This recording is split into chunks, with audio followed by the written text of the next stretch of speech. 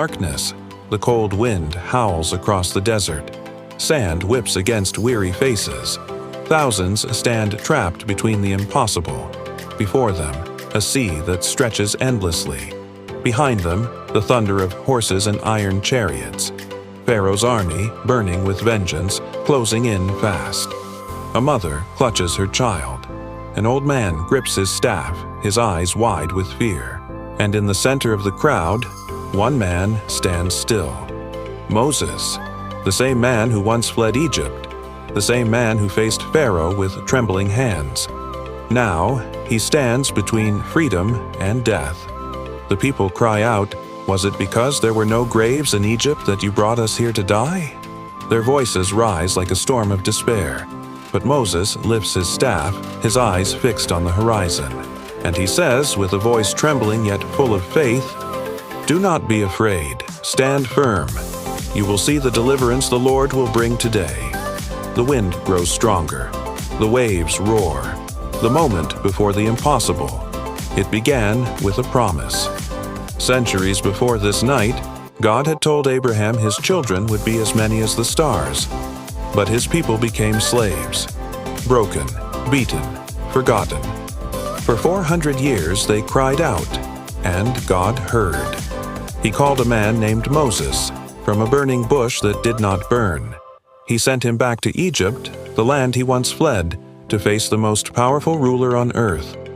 Moses stood before Pharaoh and said the unthinkable, "Let my people go."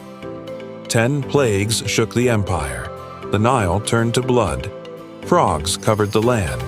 Darkness swallowed Egypt. And finally, death itself passed over every home, except those marked with the blood of a lamb. Pharaoh broke. He let them go. The Israelites left in the night, hearts pounding, carrying only what they could hold. They were free, for the first time in generations. But freedom always comes with a test. Pharaoh's heart hardened once more. He realized his labor force was gone, and in his fury, he unleashed his chariots, 600 of the finest, racing across the desert to hunt the people down. The Israelites reached the shore of the Red Sea. The waves crashed before them, and suddenly, in the distance, a rumble. Dust rose on the horizon. The ground trembled. The Egyptian army was coming. Fear spread like wildfire. Every heartbeat felt like thunder. The sea ahead, the soldiers behind. No escape. Moses looked up. The people screamed at him. "Why did you bring us here to die?" But deep inside, Moses remembered the voice from the bush, the voice that said, "I will be with you." He lifted his eyes toward heaven. He cried out, "Lord, what should I do?" And the answer came. "Tell the Israelites to move forward." Forward? Into the water? It made no sense. But faith often begins where sense ends. Then, something no one expected happened. The angel of God, who had been leading them, moved behind them. The pillar of cloud that guided them by day now shifted to the rear. To the Egyptians, it became darkness. To Israel, it became light, a barrier between death and deliverance. The army halted, trapped in the shadow. And in that stillness, Moses raised his staff once more. The wind began to scream, a mighty east wind that tore through the night. The sea raged and twisted, but slowly, something changed. The waters began to pull apart. The sea split down the middle. Walls of water rose high, shimmering under moonlight. The seabed appeared, dry as desert ground. A path straight through the sea. Men gasped. Mothers wept. Children stared wide-eyed at the miracle before them. Could this be real? Could God truly make a way where none existed? Moses turned to the people. Go forward. Step by step, they entered the impossible. The sound of the waves echoed like a heartbeat of heaven. The air smelled of salt and storm. But under their feet, the ground was dry. Freedom now had a path. But behind them, Pharaoh's fury burned hotter. The moment he saw the sea open, he shouted, "Charge!" The chariots thundered into the path. The horses screamed. The chase began once more. The Israelites ran, glancing back at the nightmare closing in. Would this miracle become their tomb? The sea, the soldiers, the storm, all collided in a single night that history would never forget. The Israelites hurry forward.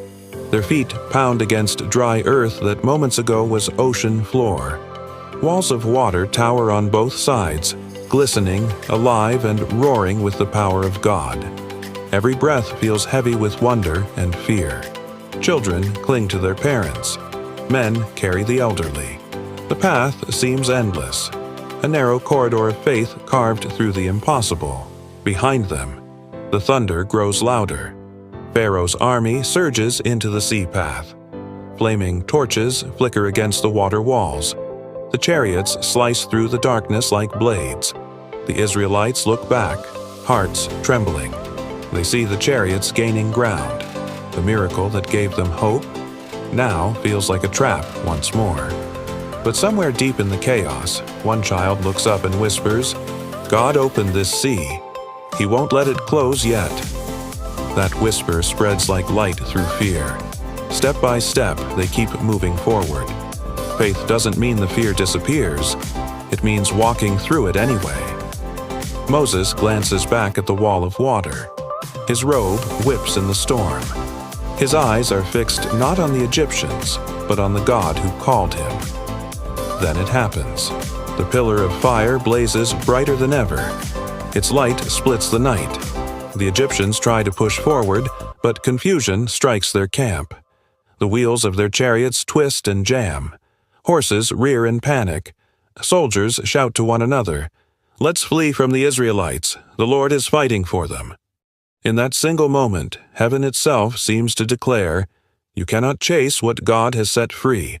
The people of Israel reach the far shore. Their feet touch solid ground again. They turn, breathless, exhausted, trembling in awe. The entire nation now stands safe, every man, woman, and child. But the sea still stands open, and the enemy still rages inside. Moses hears the voice again. "Stretch out your hand over the sea so that the waters may flow back." His arm rises slowly. The same hand that once trembled before Pharaoh now steadies with divine strength. He lifts the staff high above his head. The wind shifts. The roar of the sea grows louder. The walls of water begin to tremble. The Egyptians look up, and terror fills their faces. They try to turn back. They pull their reins, shout orders, scream to flee, but it's too late. The sea collapses. A sound like thunder rips through the night. The waters crash down with unstoppable force.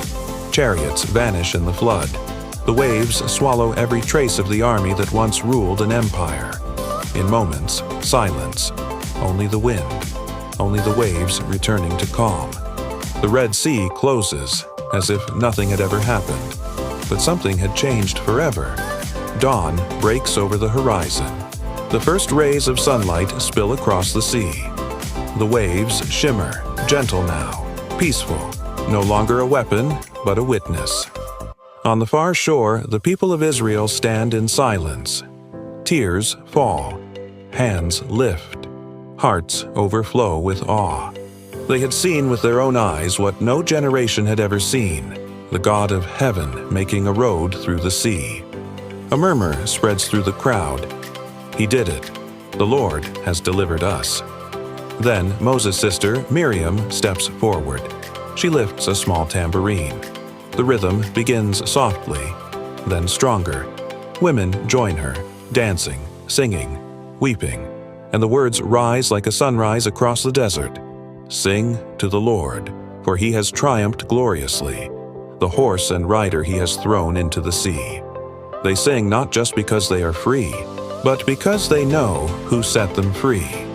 Every voice becomes part of a song that will echo for generations. A story that parents will tell their children. A miracle that will remind the world. When there is no way, God makes one. The Red Sea now lies calm once more. But in the hearts of the people, waves of faith rise higher than ever before. Moses looks out over the water. His eyes glisten.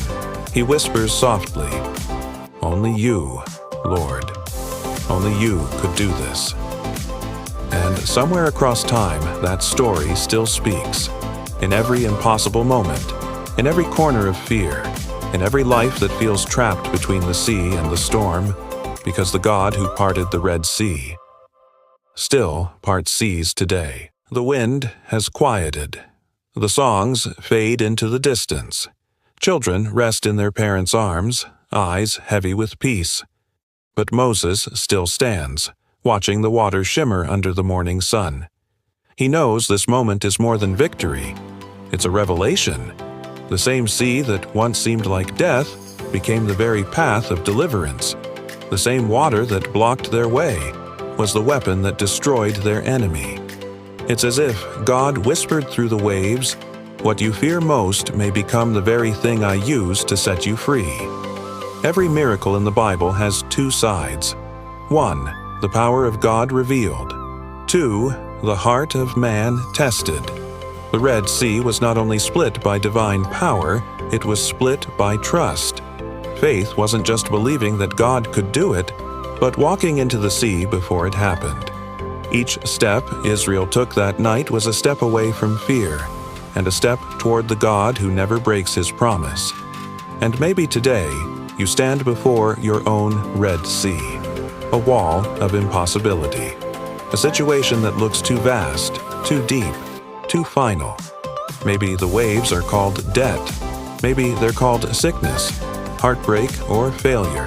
Maybe behind you, something from your past is chasing you, and you don't see a way forward. But listen, the God who parted the sea then hasn't changed now. He still speaks the same words to your heart. Do not be afraid. Stand firm. Move forward. Because faith doesn't wait for the water to part. Faith walks while the wind is still blowing. Sometimes God doesn't remove the obstacle. He splits it. He doesn't erase the sea. He turns it into a highway. He doesn't silence the storm. He walks with you through it. And when you come out the other side, you'll realize what Israel did that day. That freedom is not found in the absence of fear, but in the presence of God. The Red Sea wasn't just a rescue. It was a revelation that God is both mighty and near, that His power is not distant. It moves within the wind, the waves, the cries of His people. Years later, parents would tell their children, "Do you see that sea? That's where God delivered us." They would point to the horizon and remember the night when the impossible became real. Generation after generation, they would tell the story, so no one would forget that the God who opened the waters still opens hearts, still leads the lost, still saves the helpless. And maybe, thousands of years later, you are hearing this story not by accident. Maybe this is your reminder that what feels like your ending might actually be the beginning of your miracle. Close your eyes and imagine it again. The wind, the roar, the impossible path shining under moonlight. You are standing there, caught between what you fear and what you hope for. And then you hear it. Move forward. Your first step feels small. Your heart races. But with every step, the ground gets firmer. With every breath, the storm begins to serve you instead of stop you. Because the Red Sea is not just a story. It's a symbol of a God who specializes in making a way where there is none. We read this story and call it a miracle. But for God, it was simply faith meeting His power. The sea didn't part because Israel was perfect. It parted because God was faithful, and He still is. The same wind that blew across that sea still moves today. The same voice that called to Moses still whispers to every heart that listens. Maybe your miracle won't look like walls of water. Maybe it will look like peace in the middle of chaos. Maybe it will look like strength when you have none, or forgiveness when you least deserve it. That's the real miracle. God turning the impossible into possible, again and again and again. A nation stood free. No longer slaves, no longer trapped. They had seen the hand of God, and it changed everything.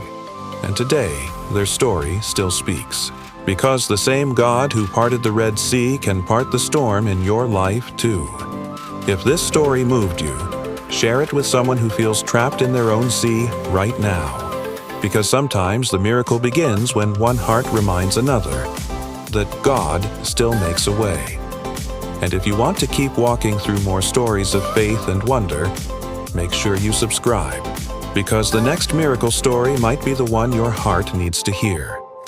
The wind still blows, the sea still listens, and the God who once split the waters is still writing stories of deliverance today.